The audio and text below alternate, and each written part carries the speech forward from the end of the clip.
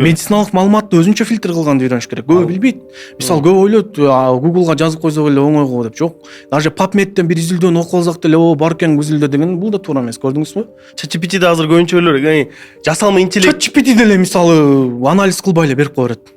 Даже мета анализдерди эмес, азыр мисалы ChatGPTге жазып туруп, чеснок кантип рак оорусун айыктырат дегенге мага изилдөөлөрдү берчи десең, ChatGPT берет. PubMedдеги бүт жанагындай фуфло изилдөөлөрдү берет. эгер ушул медиа анализ кылып бер десе туура кылып бериш мүмкүнбү? Анын үчүн мээ керек да, аны кантип жазыш керек? Мисалы ChatGPT мага Grade A деңгээлдеги Level 1, только мета-анализ, рандомизацияланган, Cochrane жарыяланган деп берсең, бул мынтип бериш үчүн адамда билим керек да, көрдүңүзбү? Промптты элементарно бериш үчүн, көрдүңүзбү? Сизде ошондо промпттор барбы? Кандай промпттар жок? Сиз ойлоп таап көрбөйсүзбү бир промпту? Жок, мен бул жерде промпт ойлоп тапкан эмес, бул жерде наоборот ошол адамдарга ошол нерсенин өзүн оригинальный ChatGPT'нин жардамы эмес, өзү эле тапканды үйрөтүшүм керек да. Мен мисалы курстарды өткөм ушул боюнча, пациенттер, урматтуу пациенттер, врачтын айткан нерсесин кантип изилдеш керек деген курстарым бар жада калса.